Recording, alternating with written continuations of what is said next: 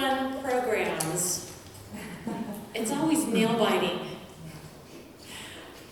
As the evening approaches and the rain doesn't stop, and you think, will anybody show up?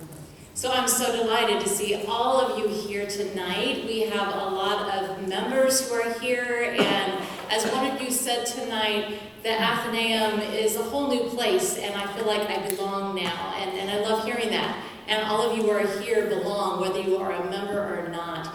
You are a part of this community of people with deep intellectual curiosity and deep commitments to the world around us and the people around us and wanting to make a difference. And so you all belong, and I'm thrilled you're here.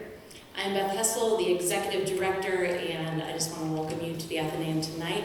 If you are a member, raise your hand. I'm not gonna put on the spot the visitors, but if you are a first-time visitor, look around. If you see a hand raised and you want to learn more about the Athenaeum and how to become a part of it, find one of these raised hands afterwards and they'll tell you that this is the place to be. We also have membership cards here, so I hope you will all join. We have places, if you're looking for places to work and read and write and study, for interesting programming, for art exhibits, and for community and friendship across generations. So welcome. I'm excited about our program tonight because we were going to have Dr. Jen Manion here 2.5 years ago, March 2020. As they reminded me, the book that they were speaking on was about the Walnut Street Prison and carceral history, but this book they're talking on tonight was just about to come out. And so knowing as a scholar what it's like when your mind has been focused for how many years on a new work, they were going to have to pull it together and remember what Walnut Street prison history was. And so, but we were really disappointed not to have him come and speak in March 2020, and so delighted that you can come tonight and speak about this book, which probably now is not your new book. You're probably working on something else. But if you do not know Jen Manion, they're a social and cultural historian whose work examines the role of gender and sexuality in American life. Manion's currently professor of history and sexuality, women's and gender studies at Amherst College, though I just learned they are located currently in Philadelphia. So hopefully we'll get to see them more here. They're an elected member of the American Antiquarian Society, a fellow of the Massachusetts Historical Society, and former council member of the Omohundro Institute. Jen has been actively involved in countless efforts to promote LGBTQ history, receiving numerous grants and awards, including funding from the National Endowments for the Humanities and the Andrew Mellon Foundation. Also, we have here Mary Hawksworth from Rutgers, who was for years the editor of Signs magazine, who Jen was telling me gave them their first opportunity to be published in so we have both corners here, both sides of the program here. So Manion's the author of Liberty's Prisoners, Carceral Culture in Early America. Again, we were not able to get Jen here for that program, and we hadn't learned really about Zoom in March 2020 yet. But we have that book in our library, so you are welcome to check it out after I've returned it. I'm a little slow getting around to my readings. And it received the Mary Kelley Prize from the Society for Historians of the Early American Republic, and the book we're going to hear about tonight, Female Husbands, A Trans History, which was a finalist for the Organization of American Historians Lawrence Levine Award for the Best Book in U.S. Cultural History, and recipient of the British Association of Victorian Studies Best Book Prize. Jen's also working on quite a number of other items, and also received their PhD in history from Rutgers and BA with an English minor and a major in history from the University of Pennsylvania, magna cum laude. So we've got a very smart person tonight. I want to invite you all to join me in welcoming finally to the Athenaeum Dr. Jen Manion.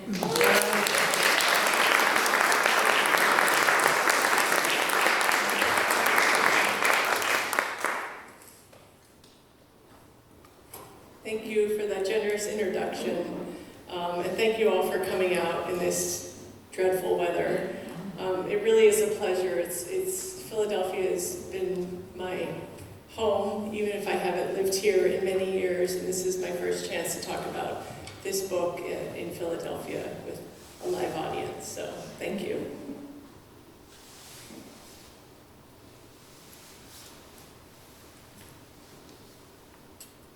Before I get into the history, the nitty-gritty of the history, I want to talk a little bit about current events to kind of set us up for why I think this matters. Anti-trans legislation is sparking national debates about what distinguishes male from female and whether trans people even deserve basic human rights. This year alone, we have seen 155 different anti-trans bills introduced in state houses across the country. Most of them target transgender youth, with an emphasis on barring them from participating in sports or accessing gender-affirming medical care. This is a well-orchestrated onslaught from the right, targeting a vulnerable, marginalized, and largely misunderstood community for political gains. These attacks are not without teeth. Real people are and will continue to suffer because of them. But we must not lose sight of the bigger picture and how this moment fits within a broader historical context. Of the 390 bills introduced over the past few years, only 39 of them have passed. Even though some have passed, there is not broad support for these bills. Several polls taken in the past few years confirm this.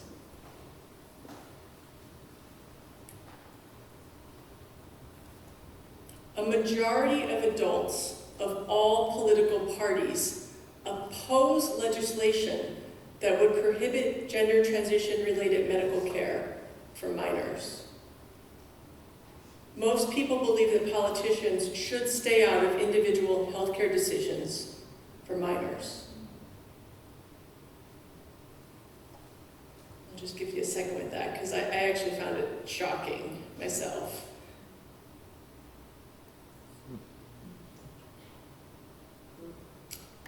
Similarly, a majority of adults oppose legislation to prohibit trans students from joining sports teams that match their gender identity. Again, for me, another shocker.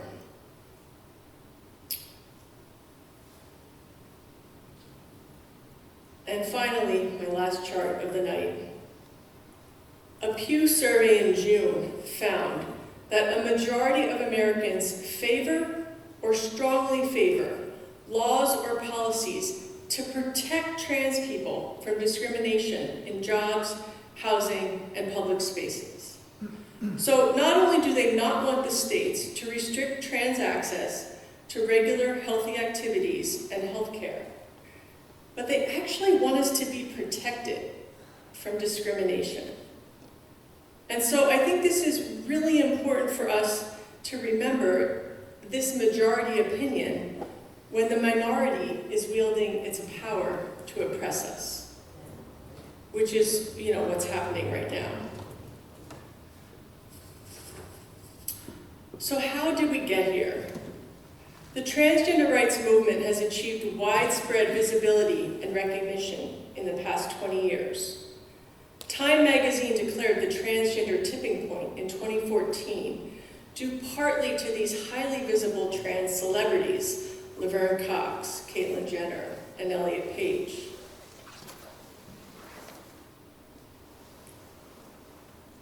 I think of U.S. trans histories in roughly 3 phases, and I'm just kind of going to give you this breakdown and then jump into the book, but I think it's important to help set up where the book is situated and what's happening in the book and how it's so different from today, right? So the before times, which I'll talk about at some length, because I'm me and this is the Anthonyum and we do old-timey, they feature largely 2 major negative efforts. Anti-cross-dressing laws that start in the 1850s. Technically there's like 2 in the 1840s. And then sexology and the pathology, I think the medicalization of transgender identity and homosexuality, which starts in the 1880s and 1980s. So these two negative forces kind of really define efforts to regulate and oppress trans and gender nonconforming, non-binary experiences and expressions during these eras. The second phase is, I kind of put on the top because it's like positive efforts by us. So we have trans medicine, which starts in the 1950s and 60s. Trans activism, which we think of generally as starting, with Compton, writing Compton Cafeteria, roughly mid-1960s, are starting to kind of carve out and define these issues. The modern movement, which we are living in now, which is really anchored in queer activism and queer communities of the 1990s, and kind of this ongoing struggle, right, that our community has around how to deal with the diagnosis of gender identity disorder, which is in place from these dates, and of course we fought at least to have that changed to something called dysphoria. A lot of major gains that we are living in and with right now that really just happened within the last 10 years as a result of this activism. And then, the early slide, the bills, it's just a little backlash. It's really just begun. So we've been doing this for a long time. We've already been through a lot. We have like a movement and a community and an infrastructure and a lot of knowledge to kind of take this on that we didn't have before.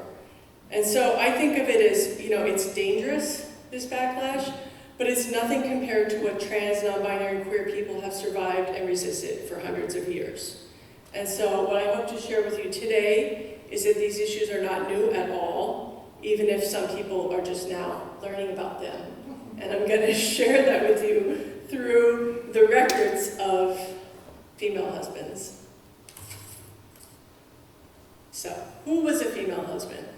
Female husband was a term used to describe someone who was assigned female at birth, who transgender, and that's like an intentional thing to say that they did this thing, that they transgender, and instead of saying that they were this category, transgender. Because I don't really know that, and I don't know if they would even really know that, but they did this thing, they transgender. They lived as a man and they married a woman. So female husbands assumed a legal, social, and economic position that was reserved for white men, and all of the female husbands were also white. So this is a category that's predominantly defined by working class status and whiteness. They did this, and they lived in small towns and big cities in the UK and the US from 1746 until just before World War I. And so female husbands were presented as shocking and controversial figures, often with headlines that featured the word extraordinary. They found joy and love in intimate partnerships with women, and they entered into legal marriages. So these were like documented legal marriages. They demonstrated, of course, every day what we know, that gender was malleable and that it wasn't predetermined by your sex. In their ability to attract queer wives, they threatened the predictability of heterosexual marriage. Even when female husbands broke no laws, which they usually didn't because there were no laws against cross-dressing, they were targets of a compulsion to punish by all different sorts of people. Sometimes they're coworkers, sometimes they're neighbors, sometimes they're in-laws. And those people usually turn to the police to legitimize their feelings of confusion or anger or betrayal. And the police usually also didn't know what to do because they didn't know if any law was broken, and if so, which law was it. Female husbands were targets of the carceral state, which Foucault defined as a system that made the power to punish seem natural and legitimate. And I'm actually just going to read that again because we are like on or roughly near this, place where, Walnut Street Prison, which was the original penitentiary in the state, where they experimented in coming up with, theories and and practices that then they thought Eastern State, which everybody thinks was the first penitentiary, where they were going to perfect it. And so what was that system? Well, for the carceral state, when we say that word, it's a system that made the power to punish seem natural and legitimate. And when I really think about that sentence, it's really, really disturbing. Okay, so I'm going to share with you some tidbits of the lives of a couple of the different female husbands that I talk about in the book, explicitly why, looking for relevance in some of these, each particular cases, and then kind of march you through a little bit how the category, the definition and use of it changes over time, and why it's like really exciting and meaningful and kind of anchored on Latin gender, especially in England, and then when it comes over to the US, it kind of sucks, like it kind of becomes like a mess, and like a subject for like misogyny and homophobia, and then it just sort of goes away. So the first so-called female husband, and this is like where we get the term, was from the life of Charles Hamilton. And you'll notice sometimes there's maybe a difference between the language that I use and the language that's in some of the images. And that's consistent throughout the text. Like my talk and the book is written with trans methodology. And so I will only use like names and pronouns and gendered references that the person chose for themselves as an adult. Rather than the way other people are talking about them when they're focusing on their childhood, or they're perhaps being derogatory and kind of, not acknowledging. We could call it a dead name, I don't know if that kind of categorization holds up in this context. But so, Charles Hamilton, identified as Charles Hamilton, when they were written about by Henry Fielding, they were called something else. So that's just to kind of explain, because you'll see that all night long. So Charles Hamilton was married to Mary Price for a few months. Charles was older, they were charming. Mary lived with her aunt, was kind of a poor working girl, and something happened after 2 months of marriage, and she decided that she wanted out. She did not want to be married to her husband anymore. And she ran to the authorities and said, "My husband is a woman, get me out of this marriage." She had to give a deposition, and in the course of that deposition, she testified, and this record survives, that they had sex several times, and that she believed Charles was a man while they were having sex. And then at some point, she decided or came to believe that Charles wasn't a man. So Henry Fielding kind of fictionalized this story, and this is how the word got out about the couple, and the concept of female husband first widely circulated. The next image is a little upsetting, just a warning. It's an image of Charles's punishment, and this was how, one way, both that people were, humiliated in public with public whipping, but also a way to try to degender by Charles by exposing their chest. So their punishment for this crime was 6 months in prison and a public whipping in the 4 different towns in which they were known to have lived. So why this punishment? It's like a combination of things. It's not just only one thing. Charles lived as a man, Charles married a woman as a man, and Charles had sex with this woman as a man. And so in this era, the carceral response was swift and strong. But it wasn't strong enough to deter other people from doing the same thing. And so this James Howe and Mary Snapes, I actually have a whole chapter on them because there were so many records. So it's just, it was like really possible to kind of really construct like a significant amount of detail about their lives. And James Howe and Mary together ran the White Horse Tavern in the popular region of London's East Side for over 20 years. This is an image of the corner from the early 20th century, so it wouldn't have looked exactly like this yet, but that horse on the pole is actually still standing, or was about three or 4 years ago when we were over there just kind of checking out the landscape and the communities in which these people had lived. So James and Mary both grew up poor, and they were put out to work by their families as teenagers. They worked at their feet in physically demanding labor every day at the bar, probably most days of their lives. We know that they paid taxes, they went to church, they were active in donating to the church, donating to the needy, saving money. Life was probably better than most of them expected, given the hardship and turmoil that marked their early years. There's a lot more about their story that I'm not going to get into right now, but I will tell you that they were married for 34 years. And so this is, to my knowledge, not them, but a depiction of a wedding in the same era and place that they got married, which was outside of Fleet Prison in London. So if you were going to have a wedding that wasn't, supported by one of an existing, religious outside of the church, you ended up having your marriage out here. And so I actually found their records, which was the first time I was ever able to verify what Mary's name was. So even though they were written about like 100 times in publications all the way up until like 1911, people never named the wife, right? And we could talk all night about why that was, and if it was like protective, or if it was like erasure, or blah, blah, blah. But on their marriage certificate is the first time where I was able to see, what Mary's name actually was. So I think the point about this couple that I think is interesting to highlight is that Mary Howe knew James as a child who was raised as a girl, right? They decided to do this together, that James would transgender and live as a man, and Mary knew exactly what she was getting into, right? Maybe it was even her idea. And so I think it's important because so much has been written, in the articles of the time, and then by his scholars as well, about the people who visibly reject gender norms, like the female husbands and the transmasculine people and everyone who's cross-dressing, but so little is written and known about their lovers, right?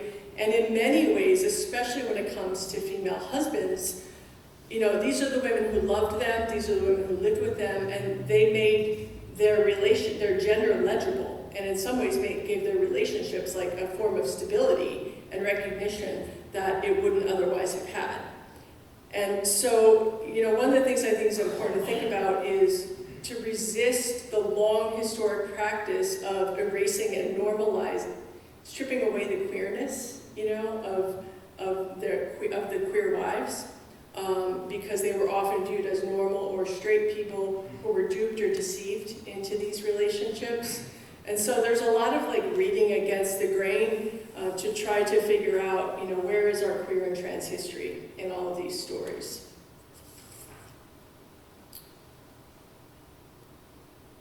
James Allen and Abigail Naylor met while working in the service as a housemaid and groomsman. They married in 1807 at St. Giles Church in London.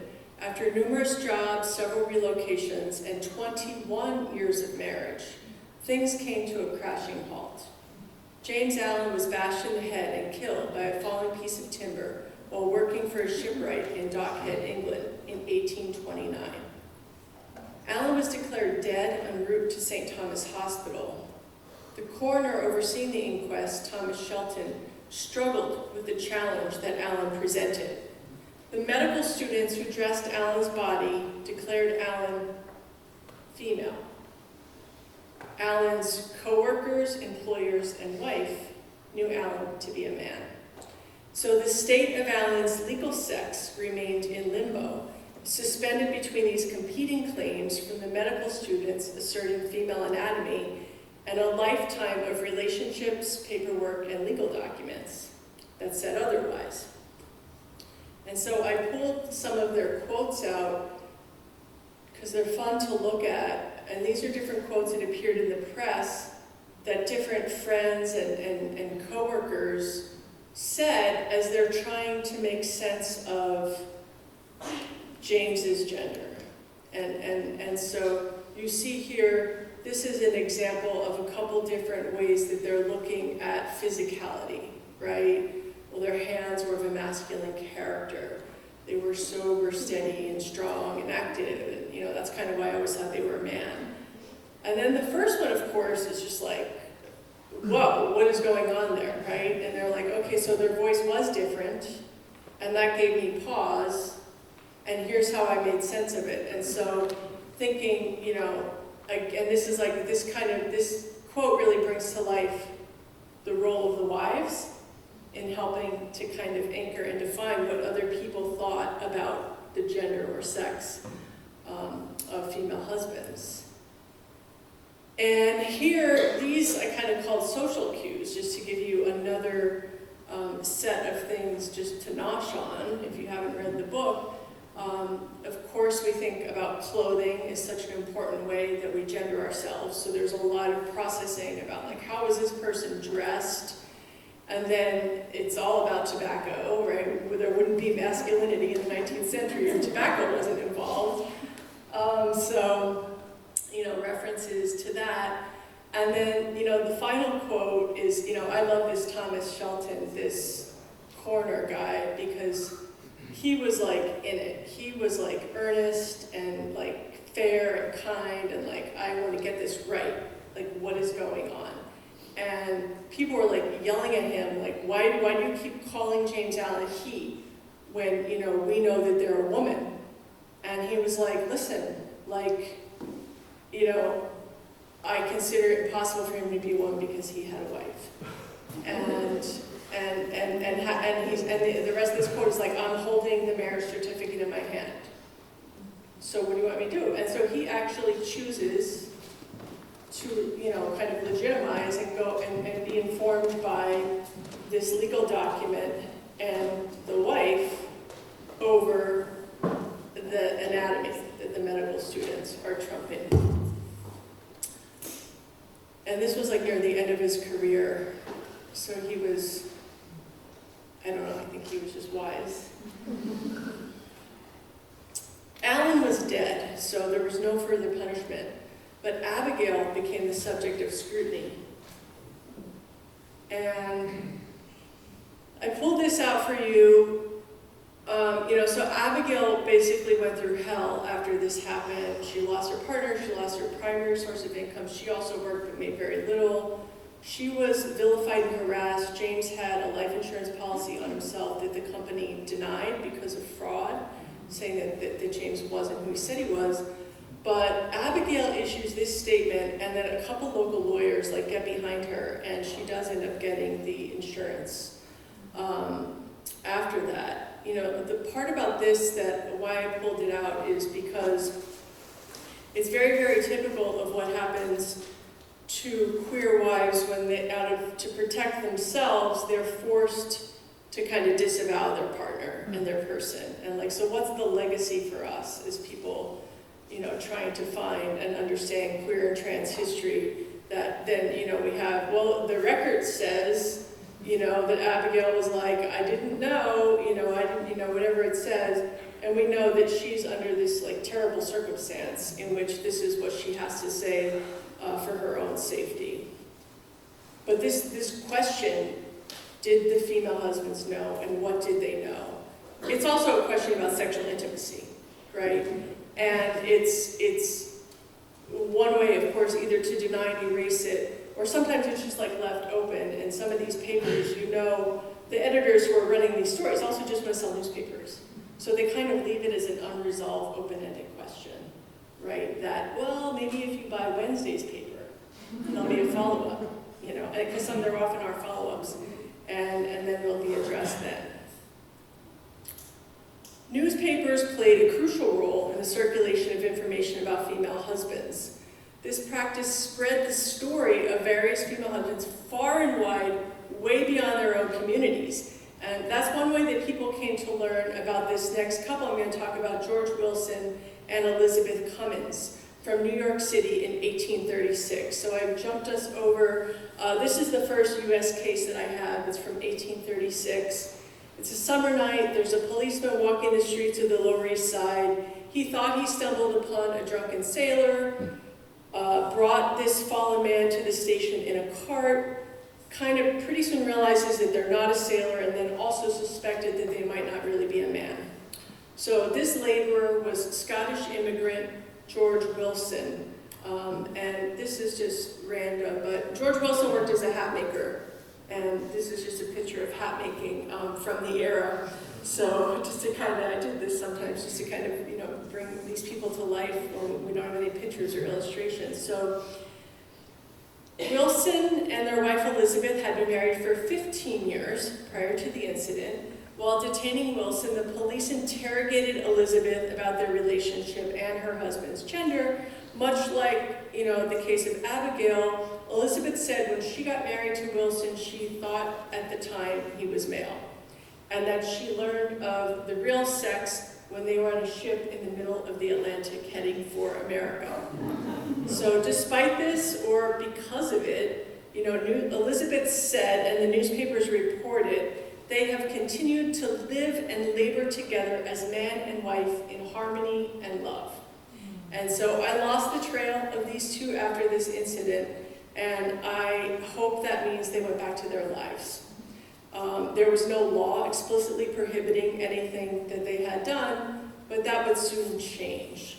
And one of the reasons why it starts to change is because of Albert Guelph and Miss Lewis. So this is just a blurry microfilm slide from Syracuse, New York in 1856. Guelph got arrested because Miss Lewis's dad did not like them and thought that they were not who they said they were. Guelph was held on a charge held for 90 days under a vagrancy charge. So a vagrancy charge is just like this loose catch-all thing that can apply to anyone for anything. And a lot of times, poor people, sex workers, people who are challenging, public order, free African Americans existing in public, women existing in public without male chaperones. It was just like a catch-all thing. A lot of people in the early years of Walnut Street were vagrants.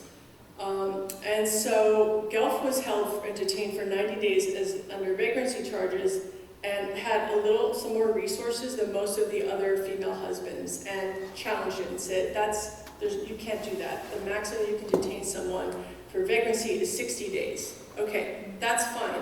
But then in the course of this legal dispute, it becomes revealed that there was no law against cross-dressing.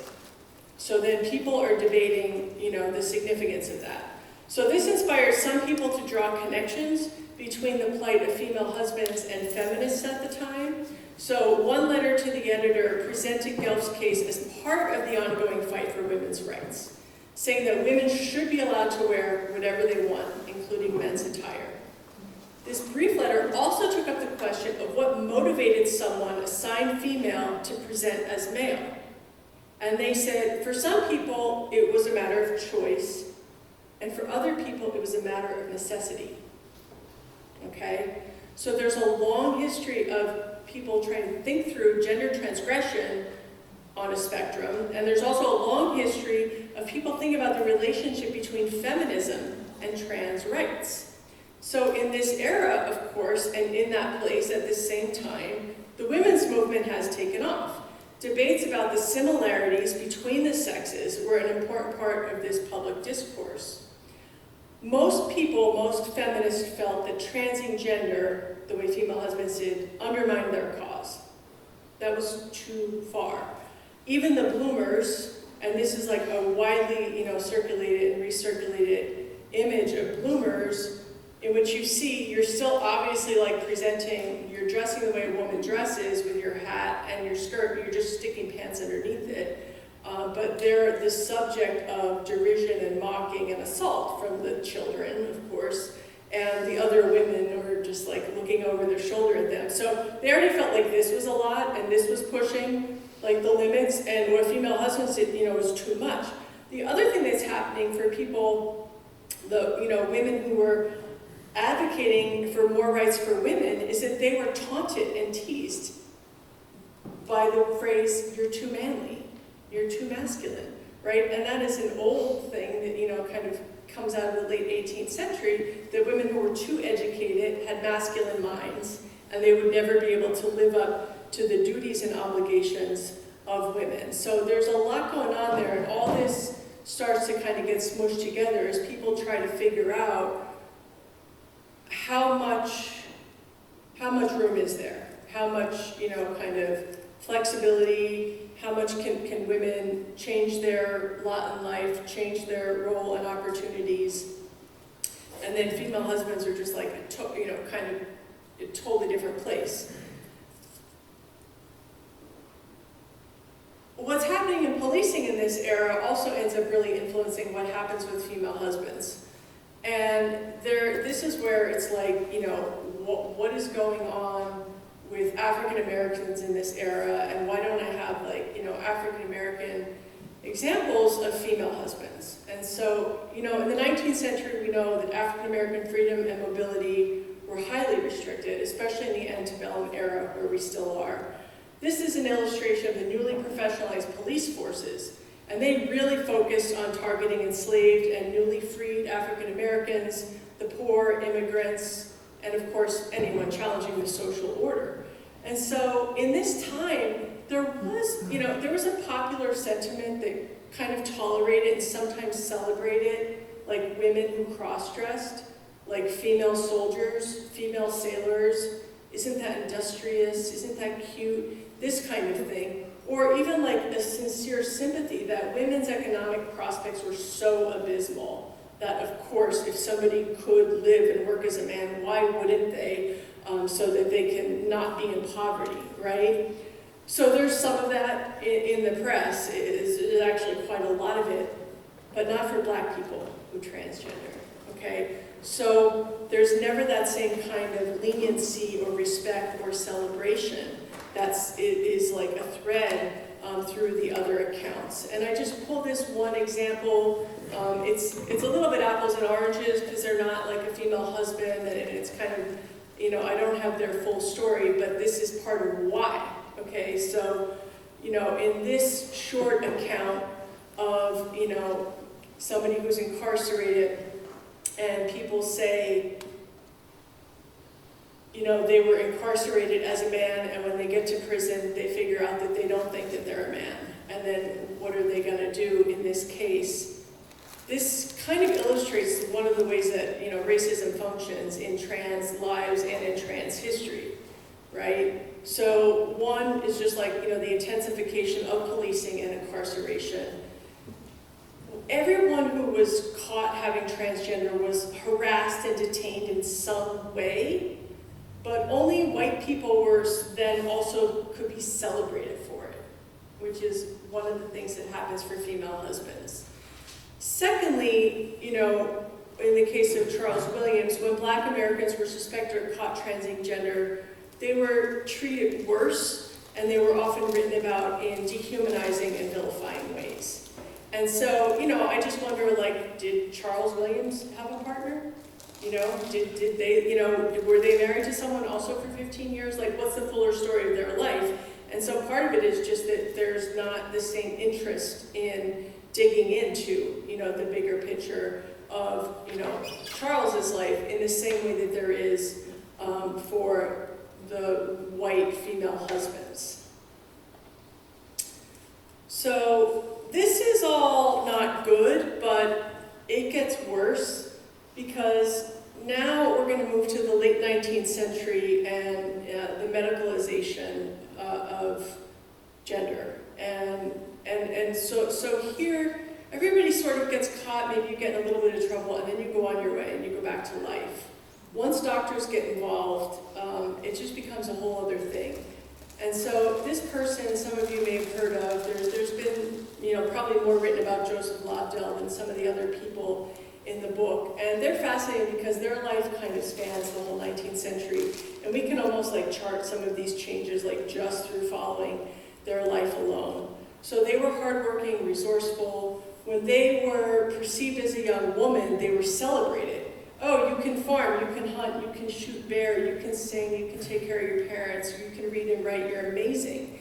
And they actually published a memoir in describing these early years of their life. This was the time when everybody was self-publishing their memoir.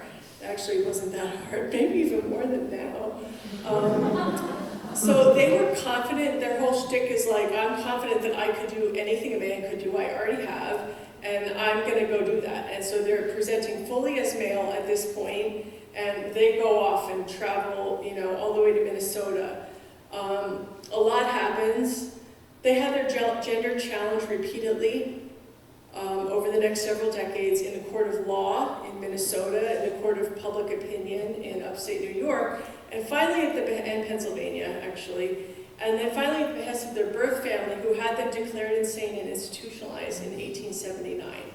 So their beloved wife of nearly 20 years, Marie Louise Perry, was misled by their brother James into believing Joseph had died. He actually ran a false obituary that I think actually was in the New York Times.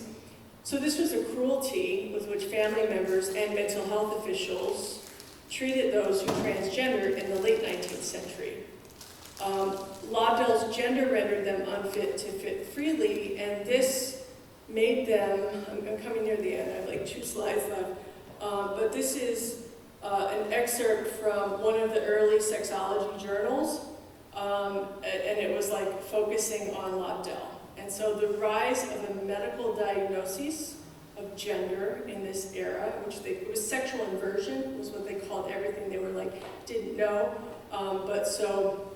and that was the early, sexual inversion was like the early word for homosexuality, but the chief signifier of that was gender, nonconformity, right? So they're basically institutionalized for the rest of their life, which was quite a long time after that. So the rise of medical diagnoses of gender was deadly and devastating for female husbands, other trans figures, and declared homosexuals or sexual inverts. Fascination with female husbands began to wane in the 20th century, and the term itself lost its meaning. So here we are at the end. John Whitman was one of the last few people to make headlines under the phrase female husband. But writers and their readers remain obsessed, as people still are today, with debating the relationship between sex and gender, as well as trying to figure out, well, how could somebody live as a gender that was different from their sex? Oh, well, we're going to tell you exactly how to do it. So this is like one of the things that's cool about these papers. There's just like a list. Okay, this is how you do it. So this is how you do it. So this was like there. But this all starts to kind of be less fun because sexologists characterize those with transgender identification as pathological and abnormal, right? So we're no longer like, we're just all the same, and some people do this like crazy cool fun thing that's actually illegal, and some people don't. It's like, now those of us who are doing this crazy cool fun thing, which is actually illegal, which is, resisting gender norms, are abnormal. It's like a really dark moment that, of course, we're still living with the legacy of.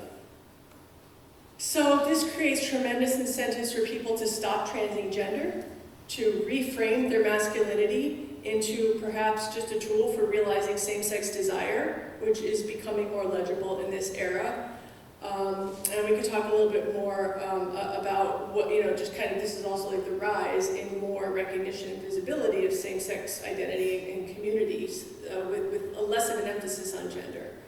So finally, in conclusion, my female husbands, even though their lives were hard and marked by violence, they also had some privilege. Within the British Empire, when we think about settler colonialism, slavery, and war, which really set the parameters for most people's lives, female husbands actually demonstrate freedom, independence, self-determination, like mobility. Like, these are things that are very hard to come by for everyone. Female husbands disrupted heteronormativity and sexual difference. They were also empowered by whiteness, and conformity to gender norms of the time is part of what enabled this whole thing to work for them. So we know now that trans people and their loved ones persisted, thrived, and loved long ago, before any of the legal protections that we have in some places today, before gender-affirming medical care even existed, before any kind of widespread knowledge about or understanding of our issues. It doesn't mean that their lives were easy or without trauma, harassment, and violence. And in these respects, not enough has changed. But we get to write this next chapter of our history, and we owe it to ourselves, each other, and our ancestors to embrace our humanity, our friendships, and our community, regardless of what any parents, doctors, or politicians do or say. Thank you.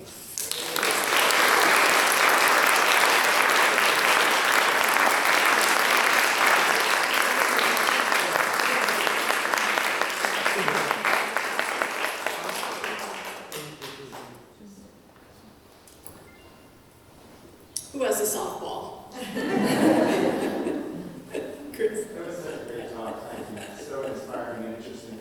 Just a quick comment and then the question. Yeah. So the quick comment, because I don't even know this, but the Philadelphians said some of the early trans resistance took place here at the Dewey's Lunch Counter Sit-In, which was on 17th Street where Little Pete's was. If you ever remember the Little Pete's on 17th Street, that was the Dewey's Lunch Counter Sit-In in 1965, right after the Compton's San Francisco demonstration. Demonstrations happened here because gender nonconforming people were hanging out in that cafe late at night, and a guy named Clark Pollock, who edited a magazine called Drum, organized demonstrations there, and they got overturned. So just want to give a little Philly shout out. And then my question, which I think is a softball, is Gertrude Stein a female husband, or is she an evolution of something different? You see her as related or something completely different? I don't know, it's a good question. My approach to categories is to kind of keep it loose and say, well, what do I gain? You know, well, first of all, the categorization of us is like a weapon of the man, which has like mostly been used to harm us and say we're abnormal, right? So we, of course, have our own identities that we define within our culture and our subculture that we find empowering, that help us kind of figure out who we are and who we're attracted to and this whole thing. So I'm definitely not just not invested in, but kind of actively against, like trying to figure out what category anybody belongs into, but especially from the past. And so, you know, I think with the books,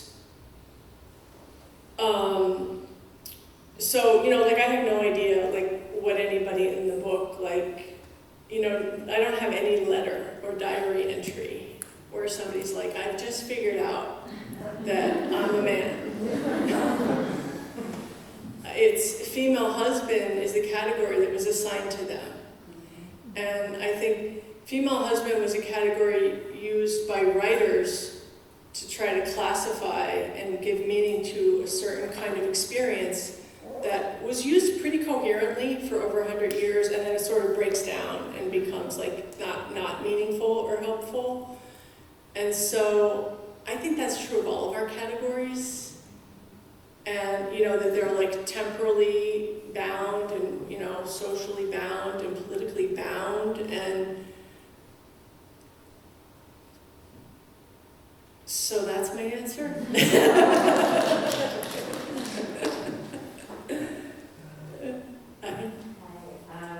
Maybe this would be like an extension of the answer you just gave, but I was wondering if you could say more about trans methodology. You just kind of use that term very briefly in the beginning of your talk, and I would love to hear more about Yeah.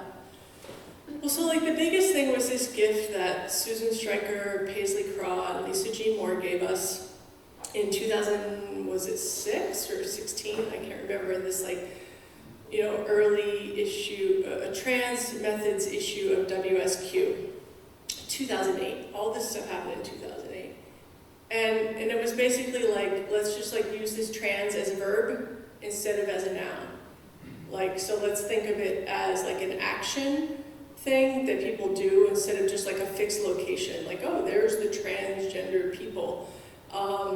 And, you know, I think Susan Stryker like kind of maybe developed it a little more for historians.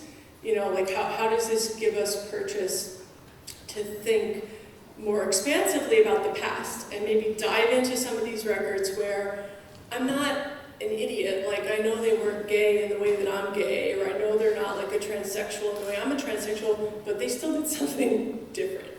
And like, how can I kind of make rigorous meaning of that, right? And so that's like, you know, that's the anchor of the book is like movement and action over. The other thing is to like really give, instead of focusing on the categories and trying to figure out what categories people fit into, to focus on just like what are they doing and how are other people making meaning of what they're doing. Okay, so then we just kind of get like a richer, bigger kind of set of information and richness to think about people's lives. The other thing, which is like super basic if you're like living in trans community now, but it's just actually taking some of our practices, which is something as simple as saying someone was assigned female at birth, and kind of acknowledging that there's this thing that was like done to them and that they were raised as a girl, but that doesn't necessarily mean that they are or ever were a woman.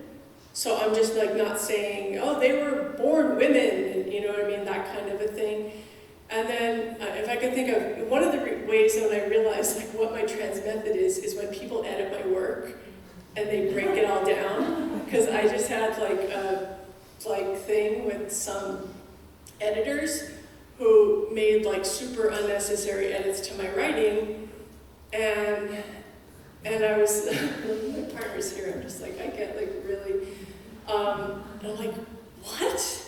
Like, why would you do that? Like, so one thing that they do is like make an analogous like category that can't be substantiated. So I was like talking about, you know, like I'm not an expert in Indigenous history, but if you look at some of the records that people have pulled out, there's what we would call, you know, lump into the category of Two-Spirit. There's just like this super rich vocabulary that's like tribally specific for third and fourth genders and, you know, people. And so when I was writing about those, you know, people, I used the language that was specific. And somebody edited my writing and said, you know, like a trans man. You know, and I'm like, no, you know, not like a trans man. Like, well, like the whole point is we're trying to just like, you know, we're trying to unpack everything. Like, it's just a really exciting time in the field of like unpacking and meaning making instead of like, you know, reducing and stuffing it back in.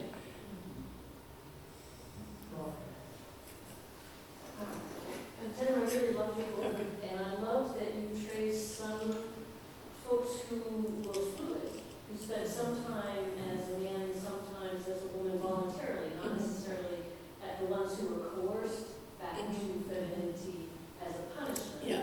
And I love that you emphasize female gender became the punishment for certain female husbands. But I also wondered, in your own research,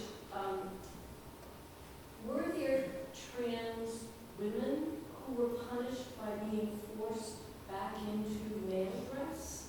Or was that punishment asymmetrical?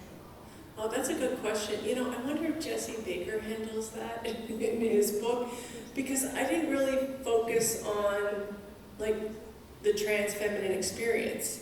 So at least, like, from an archival, like, experience, like, from an archival,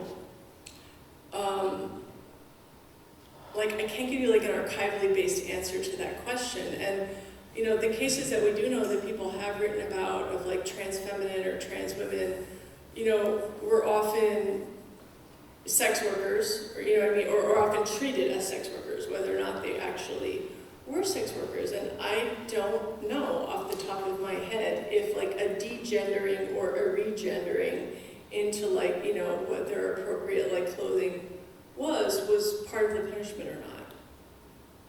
Like, but it is, like, because I did work with some children's stories that dealt with people who were like feminine boys or trans feminine boys and young like tomboy type characters, and you're right, it was the punishment for the tomboy type person was to dress, oh no, the punishment for her was that her parents made her dress like a man 24/7, not just when she wanted to. That's like in some children's story that Eliza Leslie wrote like in the 1830s. And that was not an analogous, like, you know what I mean? Like the dress like wasn't like the go-to punishment. So, That's something worth looking into, though.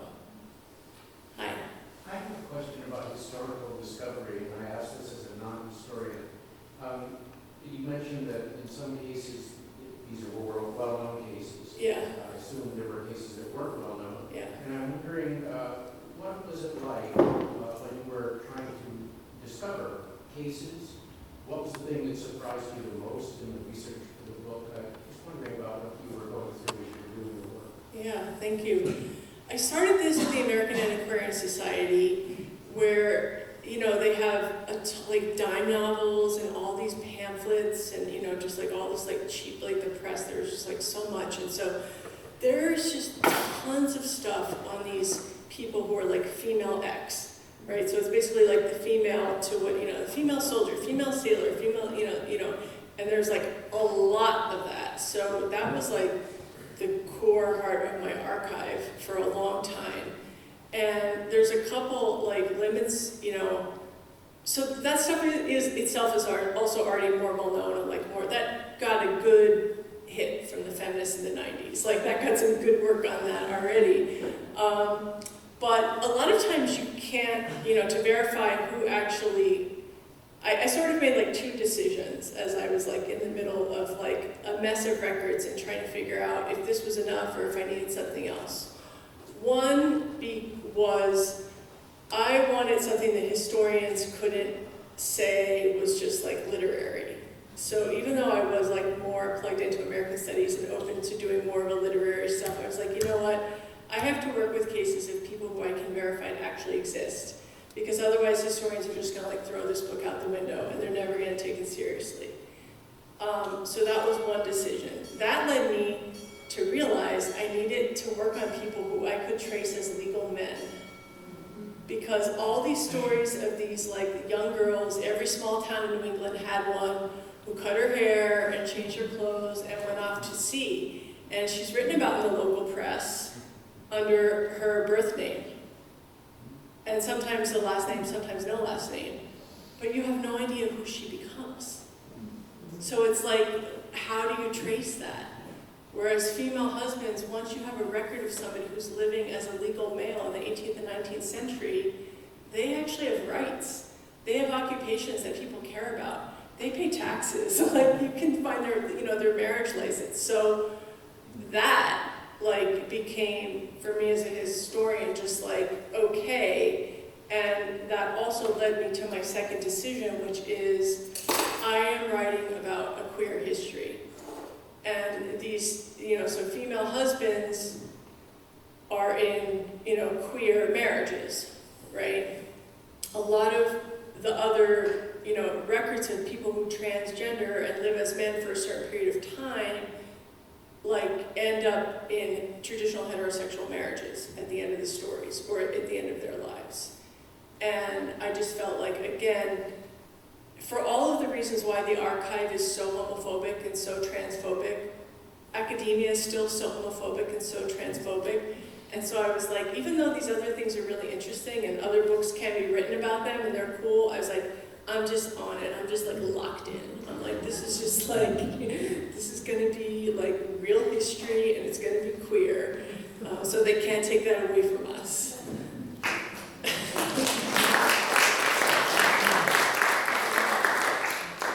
Discovery that surprised you the most? Oh, sorry.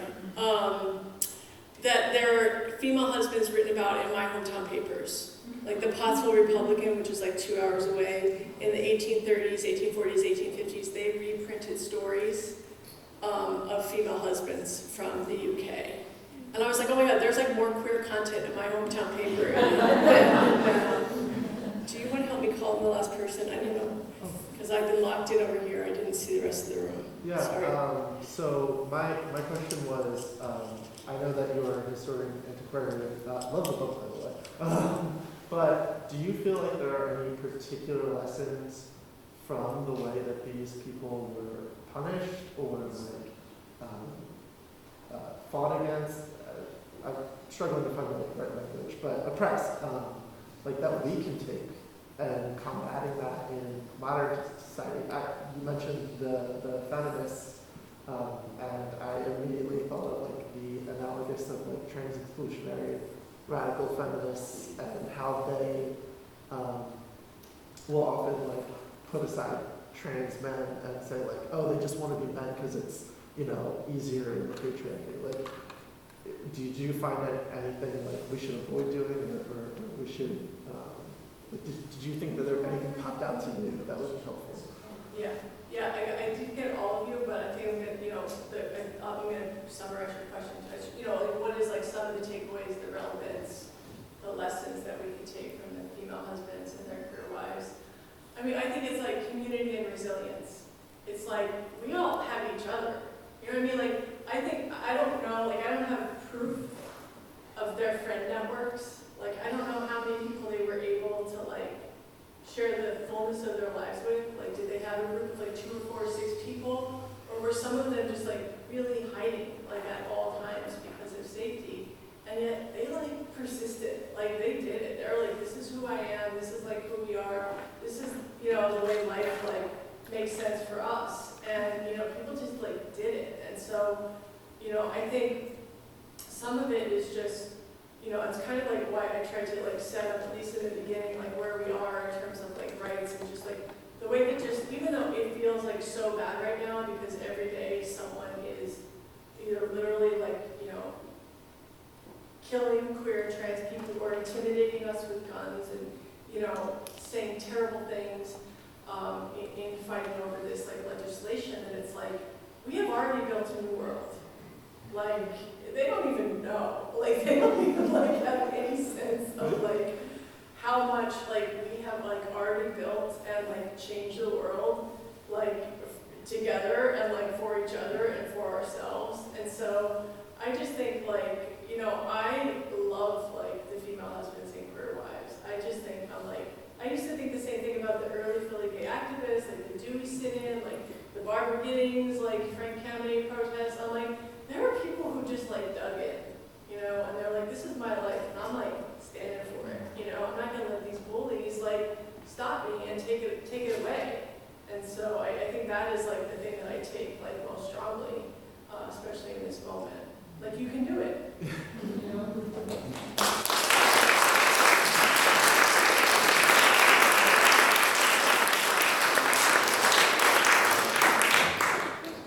Jen is going to be selling books in the back, or well, Head House Books is selling the books. Jen will sign them. I am Jen's bodyguard to get them down there,